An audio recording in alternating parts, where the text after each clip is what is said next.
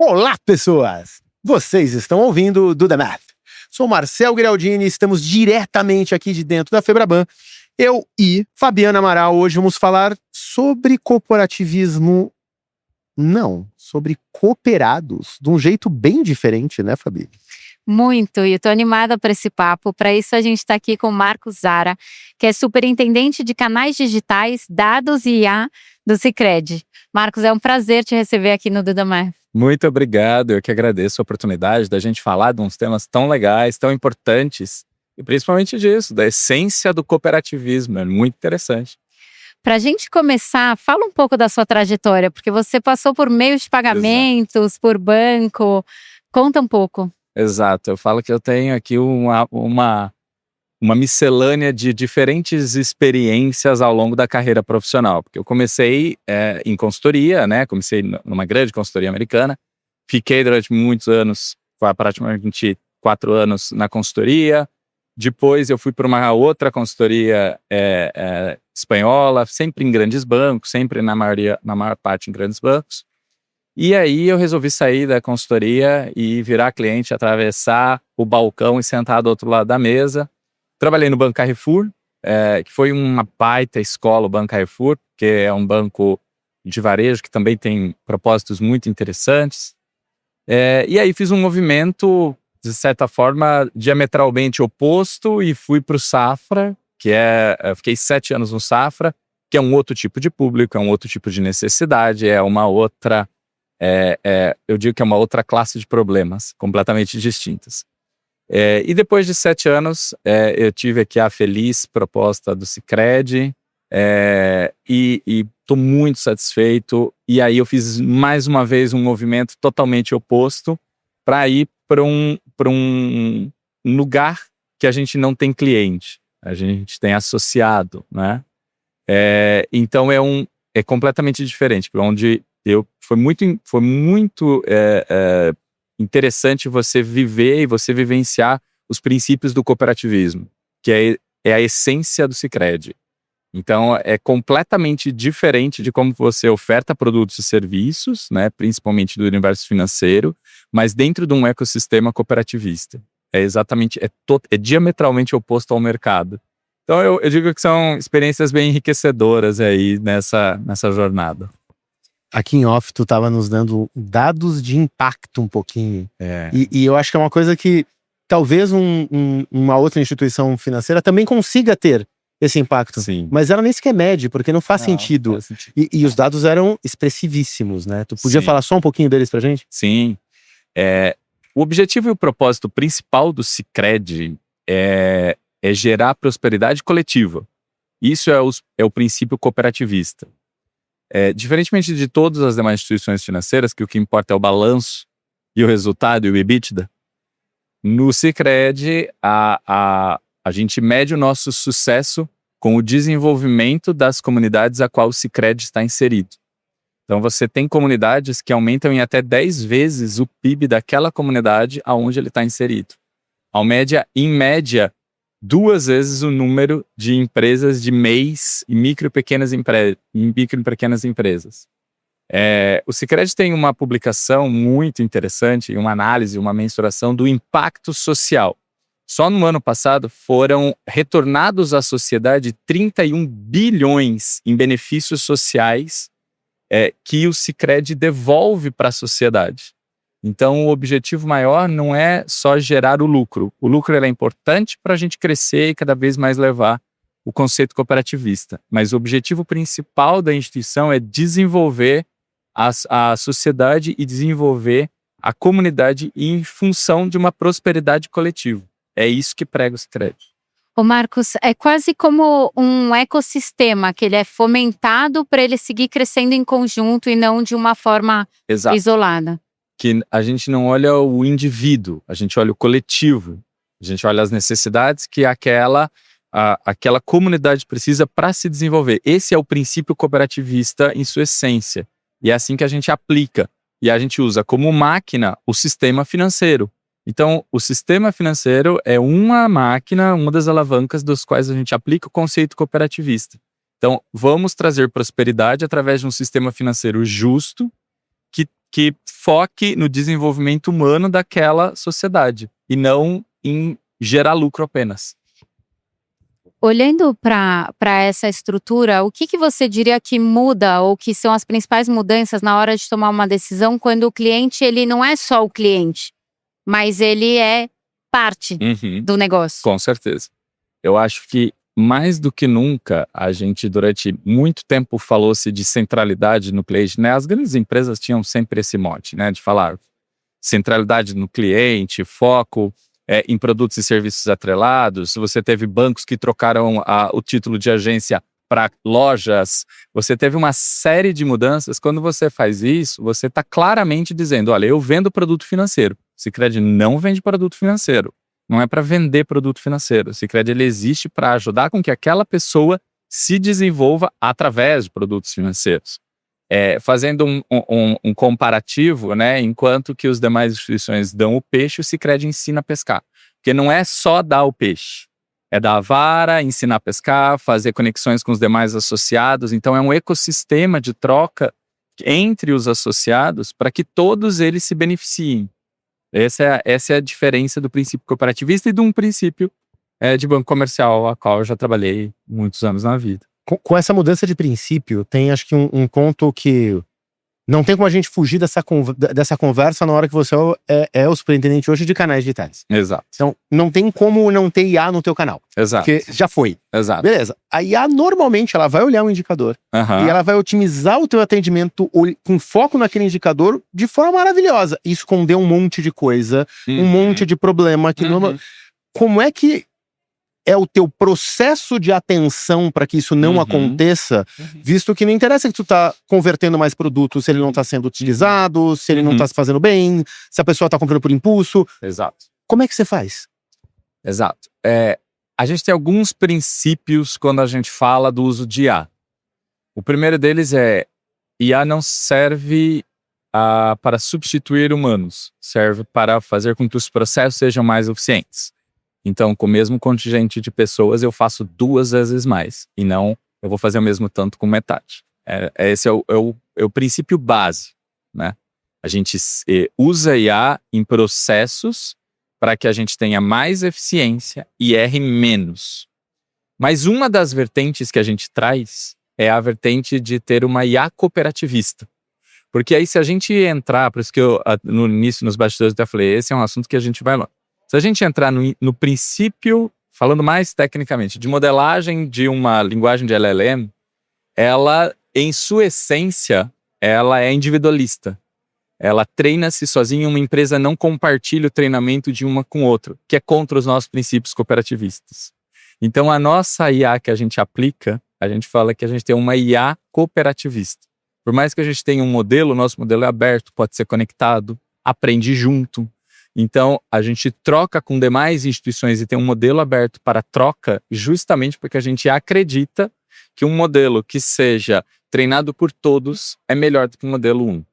Então, a gente aplica, respondendo a sua pergunta, a gente aplica segundo esses princípios. Então, essa é a nossa forma de olhar para o uso. Tem algum, você está falando, né? Não tem essa coisa de substituir nem nada, mas tem algum ponto, de repente, da jornada que hoje ainda é super importante e que por mais que vocês tragam muita parte de inteligência artificial nos canais, etc., você fala aqui é uma questão eventualmente cultural ou alguma premissa do Sicredi que fala, tá, aqui vai ser um humano? A gente tem uma das premissas maiores quando a gente faz a modelagem do processo e a gente define na arquitetura de solução o uso de IA, é a ideia do human in the loop. A gente sempre tem um human in the loop. Por N coisas, tá? Uma delas é porque a gente sabe que a gente está falando de um algoritmo não determinístico, ou seja, eu posso ter variações, né? E se a gente escala agentes que chamam agentes, a gente propaga uma maior, né, porque é O log de N, ou seja, é exponencial a propagação do não determinístico, logo você pode estar muito mais suscetível a falhas. Então o human in the loop ele está sempre olhando, participando dos processos. Por 2 motivos. Um, por conta disso. E o segundo, porque a gente sabe e acredita no valor humano do capital das pessoas. Então a gente não vai desprezar isso. A gente vai tornar mais eficiente e mais poderoso o processo. Tornar mais eficiente, mais poderoso o processo, eu sou 200% dentro, e eu acho que de vez em quando a gente está subestimando o que os seres humanos podem fazer de melhoria no processo. Com essa loucura de... Até que, vamos falar a verdade, muitas das empresas que estão essa daqui, vamos cortar a gente por causa da IA, tem um pouco de mentira nisso, né? Tem aquelas que contrataram milhões de pessoas na pandemia sem nem saber o que vão fazer com elas. Exato. Né? Então, assim, justamente tá dando limpando uma casa que cresceu mais do que devia. Exato. Mas eu vou pegar o processo de atendimento. Vamos imaginar que você tem ali já o teu cenário, a tua IA desenhada, aquela sofisticação técnica que aqui não tem problema, porque eu tô entendendo que o indicador, né, que eu consigo frio, tá me falando que o processo está ótimo.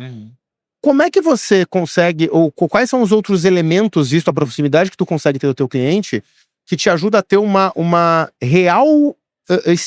uma análise real da experiência desse cliente. Fala assim, ó, tá bom, a IA tá funcionando, ou aquela otimização que ela pediu para fazer no formulário funcionou, ou não, isso aqui tá ficando mais eficiente, mas tá ficando ineficaz. A experiência tá sendo ruim. Eu imagino que pelo que você me trouxe até agora de propósito, isso para você seria um problema. Sim. Eu sempre... Meu mundo é canais digitais, né? Eu sempre dizia que, assim, fazendo um paralelo, tá? Servidor ligado e monitoramento verde, Dynatrace ok, não significa cliente satisfeito, tá? Você pode monitorar e pode ter todos os seus indicadores lá no painel de servidores maravilhosos, com baixíssima latência. Isso não significa cliente satisfeito, noutra pauta. Da mesma forma, quando a gente está falando de IA, a gente usa hoje lá uma plataforma de observabilidade que nos dão mais de 60 indicadores para a gente saber se as interações que a gente está tendo são de fato transformadoras para a sociedade da qual a gente está aplicando, e não especificamente para aquele indivíduo. Na plataforma de observabilidade, eu pego todas as conversas que estão tendo com os nossos agentes, e a gente tem dentro os guardrails, que a gente setou nos guardrails, quais são os objetivos e os propósitos dos quais as próprias COPs estão desenvolvendo os seus agentes. Então, de uma forma com que a gente guie o próprio sistema, para que a gente crie soluções que foquem no indivíduo, e pensando para o coletivo, não pensando apenas em vender produto e serviço. Isso é uma outra leitura, até talvez uma armadilha para quem não olha dessa forma, que vai olhar essas interações. Então isso significa que eu estou gerando um alto engajamento. Exato. E não necessariamente quando você olha para o engajamento, você vai ter a satisfação real ali na outra ponta. Exatamente isso. Gente entrando no topo do seu funil e sendo atendido pela IA não significa gente satisfeita.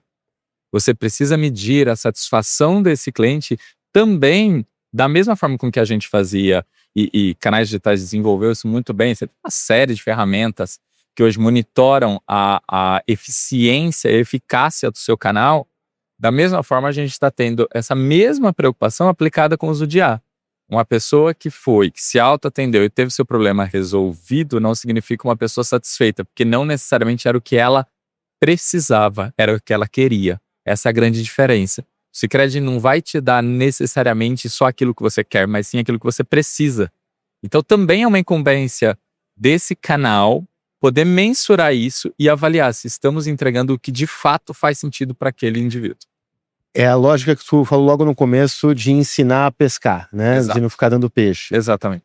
Dado esta visão, gostei disso. Dado essa visão, o que você vai olhar e falar assim, ó, isso aqui eu não posso, não interessa quão sofisticado vai ser, isso aqui eu não vou automatizar, porque aqui eu quero este nosso toque, que não é... Isso é fácil de responder, essa é o primeiro, a gente nunca substituirá a interação humana, nunca.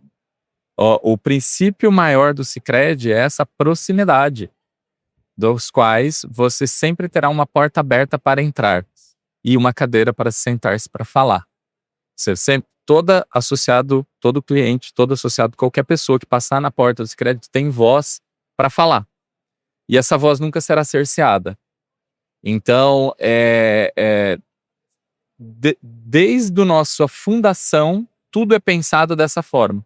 Né? Num bot de atendimento, por exemplo, você sempre terá uma clareza muito, muito óbvia se você está falando com um agente ou com um humano.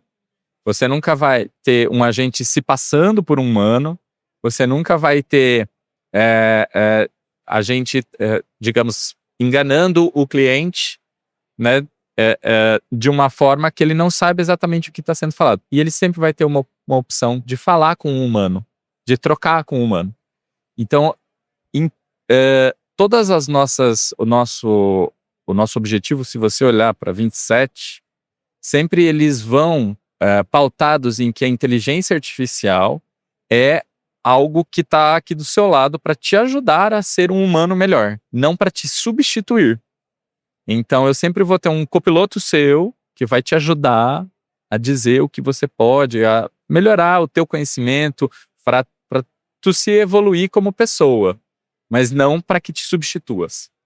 Que tem um agravante, ou na verdade uma característica do business de cooperativa, que é esse senso de pertencimento. Exato. E é diferente quando você fala em fidelização, por exemplo, engajamento do cliente em outros bancos, como até você já teve experiência, onde, se o cliente de repente não estiver satisfeito, ele vai trocar de banco, ele vai começar a usar mais outro, ele vai parar de priorizar aquele e tal. Mas no cooperativismo é um senso muito forte que precisa ser mantido vivo. E isso, pelo que você está falando, não é algo que vai, pelo menos nesse momento, acontecer com o ser humano e a inteligência artificial. Isso acontece entre seres humanos. E é dentro disso que vocês priorizam, porque vocês sabem que na camada também de perfil de cliente que vocês têm, essa conexão humana, ela vai continuar importante? Sim, a maior parte dos bancos usam estratégias de fidelização baseadas em monetização. No Sicredi, isso não é uma verdade. Ela é parte da estratégia de fidelização a monetização. Mas muito mais do que isso, o relacionamento ele é priorizado. A gente brinca que você tem alguns... hoje a maior parte dos bancos eles têm um mote de redução de agências. O Sicredi é o contrário, já te abre agências. Né? E em algumas cidades você só tem o Sicredi. Os demais bancos se retiraram. Por quê? Porque ele quer todo mundo no digital, porque ele quer baixar o custo dele. O Sicredi não quer isso, não quer só o lucro. Ele quer desenvolver aquela região da qual ele está inserido. Então não faz sentido algum a gente falar de fechar a agência. Mas em algumas cidades você tem a máxima falada entre as próprias pessoas. Enquanto os demais bancos fecham, o Sicredi abre agência. Porque esse é um dos pilares fundamentais nossos. Então a estratégia de fidelização ela não é pautada exclusivamente na monetização, mas sim no relacionamento. Tu tá há 5 meses, né? Exato. Eu tô pensando aqui a mudança de playbook. Sim. Porque qualquer playbook de engajamento que a gente olha, a gente pode colocar ou no fundo de vendas ou no flywheel e tá tudo bem, porque é assim que você trabalha. Sim. Quando você tá pensando que, na verdade, eu tô trazendo ele para ser um associado, ele vai fazer parte do processo, talvez o início do teu funil vai ser um funil de vendas que é com que a pessoa tá acostumado a entrar. Mas na hora que ele tá dentro, na hora que ele já virou um associado, não vou nem falar cliente aqui, que ele virou um cooperado, Exato. o teu processo é outro. Exato. Tu teve que criar um playbook totalmente novo, mudar o teu mindset. O que foi mais difícil nessa transição? Totalmente novo.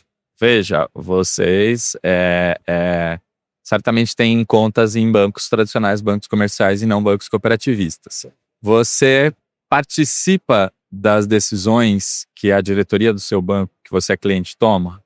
Você participa da partilha do lucro desse banco que você é cliente?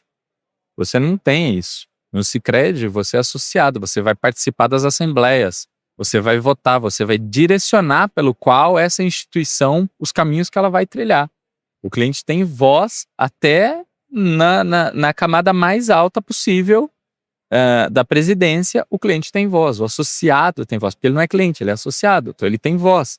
Ele vai votar, ele vai decidir, e quando a gente faz a apuração final da sobra, porque a gente não tem lucro, a gente tem sobra, o que é a sobra? Eu pego todo o dinheiro necessário para pagar todas as contas, para crescer, para investir e sobra dinheiro. Essa sobra a gente divide entre todos os associados. E o seu banco? O que ele faz com o lucro?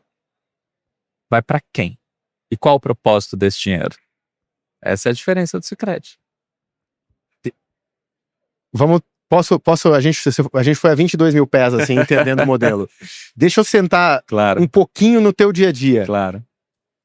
Não me dá um número. Eu quero saber só qual é o indicador de engajamento que tu usa para um cara que no final do dia Aham. ele pode falar na assembleia, ele pode reclamar direto numa decisão e ele recebe parte dos resultados.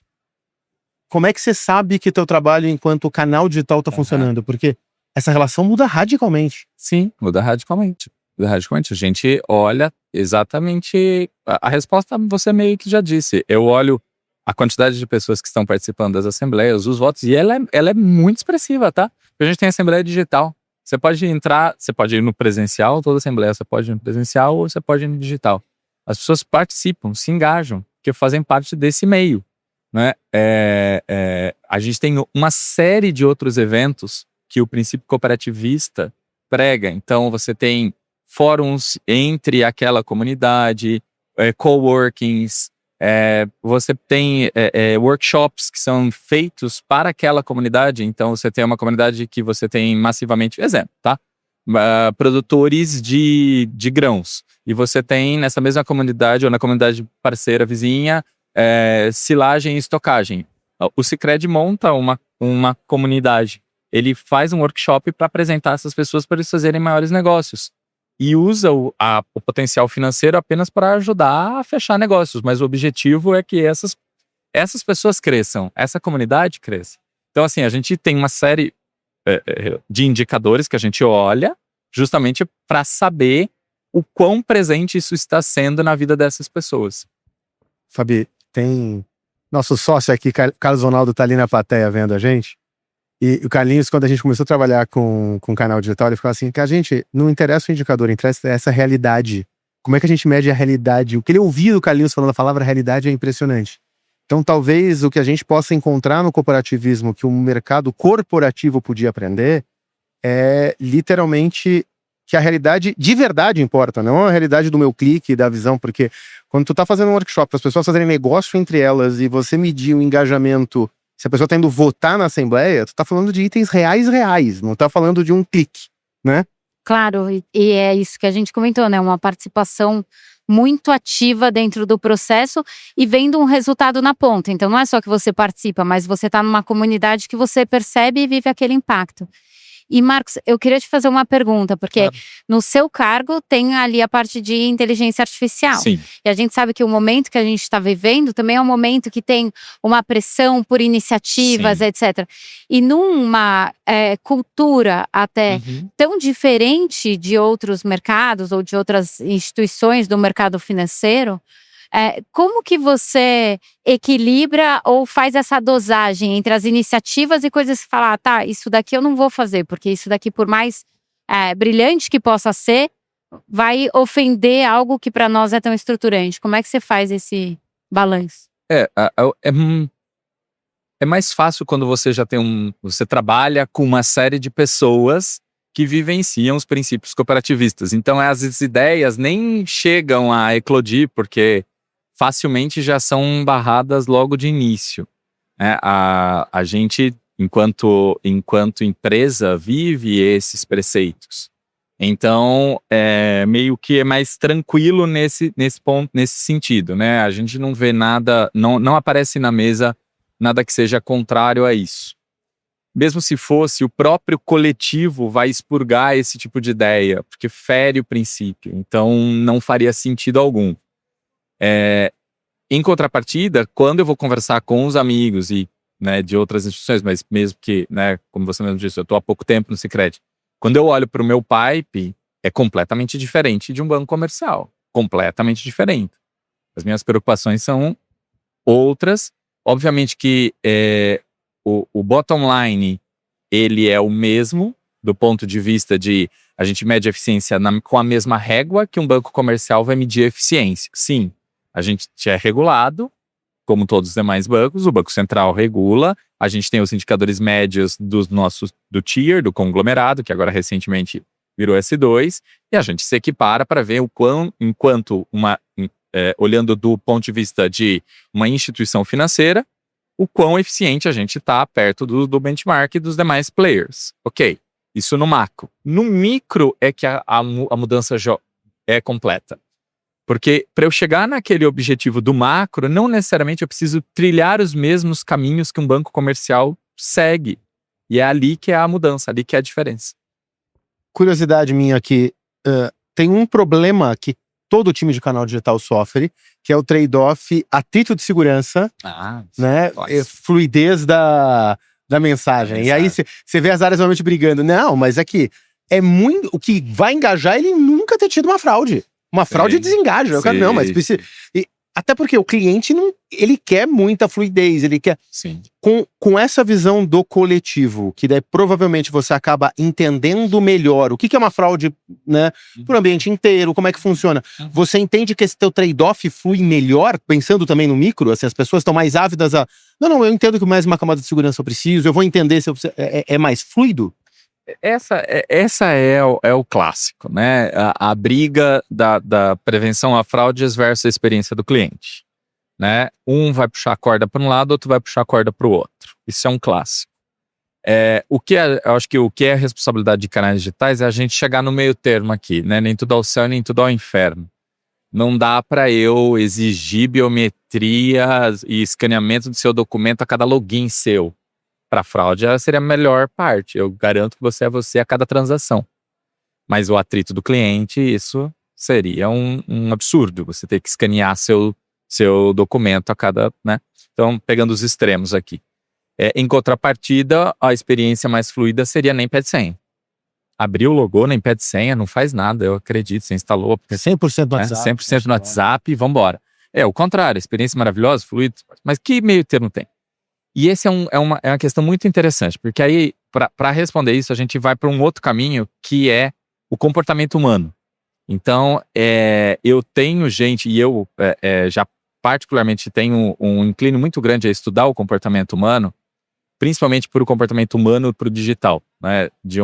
Eu iniciei o mestrado, mas acabei não andando, em antropologia digital, que é justamente isso, como é que o bicho-homem se comporta.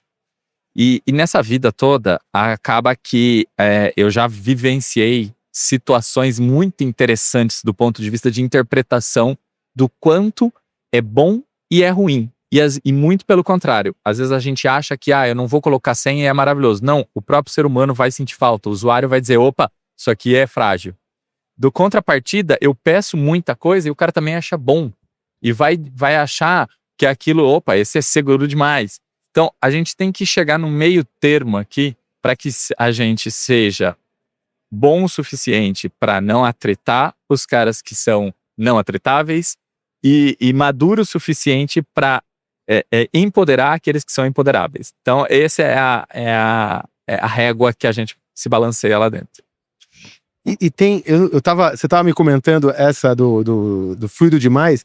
Lembra quando o Sérgio, no ano passado, veio falar de um case que ele tinha visto, acho que do JP Morgan, que eles tinham feito ser agêntico, e era agêntico mostrando as telinhas, lembra?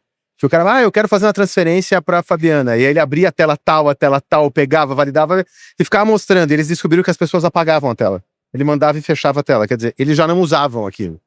Então, putz, e talvez entender o perfil das pessoas ali valia mais a pena para engajá-las do que elas topariam uma segurança para começar do que atrito no meio do caminho. Eu achei que talvez a proximidade que o Marcos consegue chegar dos clientes pode fazer entender o perfil melhor. Eu tô voltando lá naquele case do ano passado, não sei se você lembra, Fabi. Sim. Não, e eu ia falar exatamente isso, porque tem muito a ver com o perfil. E aí eu vou voltar na época como os Incas faziam antes, iam presencialmente, eu vou falar de bancos, tá?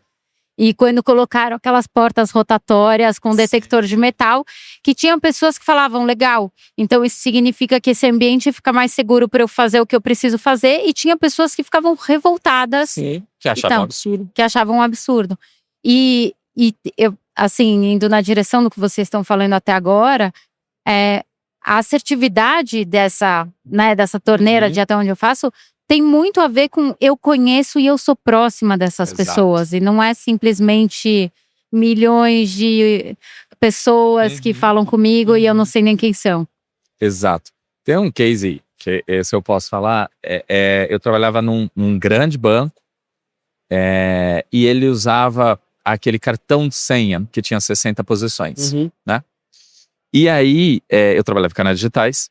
E aí, numa fraude que teve, o fraudador, ele copiou exatamente o internet banking da instituição, copiou igualzinho. E ali na chave senha, ele pedia para digitar as 60 posições, porque era o jeito do fraudador ter acesso ao seu cartão senha, né? Usualmente, você digitava uma posição, ele aleatoriamente escolhia a posição 19, você olhava no cartão senha, posição 19, tinha uma chavezinha, você digitava e ele entrava. Cada vez era uma aleatoriedade que te pedia um. Ou seja, você tinha o cartão senha, né? Era assim que funcionava. Legal. O fraudador foi lá, pediu para o cara digitar os 60 posições e o cliente digitou as 60 posições. E o fraudador teve acesso àquele cartão senha. Logo, o fraudador entrou como se fosse aquele cara e limpou a conta do cara. Legal. Quando eu vi isso, eu falei, cara, não faz sentido. Por quê? Porque a gente tá dentro de um aquário, você tá ali no ar-condicionado, você não tá nos rincões da vida para saber como que é. Eu falei, eu vou ligar pro cliente. Vou ligar pro cliente porque eu preciso conversar com esse cara. Eu liguei para ele. Eu falei, olha, mas me diz uma coisa, aqui é do banco, tal, expliquei a situação, tal, teve a fraude, tal, o banco tá vendo como reaver seu recurso. Mas eu fiquei com uma dúvida assim, você já era um usuário frequente, que puxei o histórico, você é um usuário frequente do internet banking, né? Você já conhecia isso e de repente você pediu para pedir as 60 posições, você não achou estranho? A resposta do usuário foi assim, eu sempre achei o internet banking de vocês o mais seguro do mercado. E aí, quando eu vi que pediu para digitar 60 posições, pensei, poxa, agora ficou seguro mesmo, hein? Então, você tá vendo a diferença de mentalidade? Não necessariamente você pedir para digitar 60 posições, que seria um absurdo, o cara achou bom. Porque achou, ok, agora tá super seguro. Eu quero esse nível de segurança. Eu quero esse nível de segurança. Então, o cliente aceita um threshold ali, um limite do atrito. Vale você, como, no meu caso, superintendente de canais, saber e dosar qual é o limiar de atrito que a instituição e com o público que eu estou falando, que eu posso dosar e dar mais atrito ou menos atrito, que isso vai ser até bom pro cara. Marcos, que eu vou falar de uma realidade que você morando em Porto Alegre e a Fabiana em Montevidéu não conhece, mas eu tenho, este meu telefone não é o telefone que tá no meu app do banco, o app do banco, o telefone tá em casa, entendeu? Então, assim, eu aceito esse nível de atrito para não ter problema. Agora, Olha que absurdo. Marcos, eu quero uma pergunta na sua visão pessoal, tá? O que você acha que é mais desafiador? Assim, você lidar com, de repente, uma fricção mais alta para manter a segurança ou trabalhar na recuperação de algum cliente que, de repente, eventualmente passou por uma coisa dessa e você precisa recuperar essa confiança e essa relação? E aqui tem mais uma variável. Que eu colocaria aqui, se é cliente novo ou não. Porque, de fato, né, a máxima de a primeira impressão é a que fica. É uma verdade. É uma verdade. O cliente novo, você tem que ter muita a sabedoria para você se apresentar corretamente, dosar e saber qual é o nível desse limiar de atrito que você vai poder estar oferecendo, porque senão depois você não reconquista esse cara de novo. Uma vez que ele se zangar o seu ecossistema, você vai ter uma dificuldade muito grande para reconquistar. E aí duas coisas vão poder acontecer. Uma, ou ele abandona o canal ou ele abandona a instituição. Essas duas coisas poderão acontecer. E aí você vai ter, para bancos digitais, você está a um clique de distância. Então é mais fácil abandonar a instituição. Para um banco relacional, o relacionamento pesa. Então, ele não está a um clique só de distância. Então, essas são as variáveis todas que tem que estar na mesa quando a gente fala de experiência do cliente. A gente está acabando, eu tenho de fazer uma pergunta, que é uma coisa que desde o começo, essa daqui era algo que eu estava realmente curioso. Sim. Acho que a gente conseguiu estabelecer na nossa conversa essa mudança de linha de pensamento. Mas você não trabalha de canais digitais só há 5 meses. Você tá há anos trabalhando em canais digitais. e você já estava trabalhando com canais digitais em outra instituição quando começou a ter esse boom do Cloud Code, Codex, Vibe Coding para cima e para baixo e tudo mais. Eu não vou entrar na qualidade, tá? Vamos fazer uma esteira automatizada que esteja funcionando muito bem, tá? Hoje você entende que se você tem à sua disposição uma esteira automatizada que funciona bem, ela muda a tua forma de decidir qual é o teu próximo ativo digital a ser criado, ou você acha que isso só te faz ser mais rápido? Porque o ser mais rápido já era um backlog normalmente tão grande que isso já muda muita coisa. O que tá mudando no dia a dia quem tá no negócio, não quem tá na parte técnica do canal? Esse é um ponto interessante. A gente tinha antes uma esteira mais robusta e demorada entre a ideia e a prototipação. Isso tudo levava um tempo muito grande, até para a gente chegar no teste com o usuário. Tá? Se a gente faz coisas para o usuário, a gente tem que testar com o usuário. Então, se eu tenho um tempo maior e a cada teste que eu tinha um débito maior entre, o usuário não gostou disso, ou no teste não se mostrou favorável, a gente volta no começo da esteira, corrige para testar de novo. Este processo a gente tem grande ganho de vibe coding, de esteira automatizada. Eu vou parar aqui no negócio, depois a gente entra no tag. Estamos parando aqui no negócio. O que aqui a gente tem hoje, de fato? A esteira entre a ideia e o teste, ela é, eu diria, 100 vezes mais curta. Porque o próprio analista que teve a ideia pode criar o protótipo. Antes eu tinha que criar a ideia, testar, prototipar, criar fluxo, mandava com a design fazia, mandava codava, subia no servidor de aplicação para eu testar, para validar com o usuário. Essa esteira que levava antes, no mínimo, chutando baixo 30 dias, eu faço agora, numa manhã. Tive uma ideia, prototipo, mando ele ler pela interface que a gente tem com o Design System.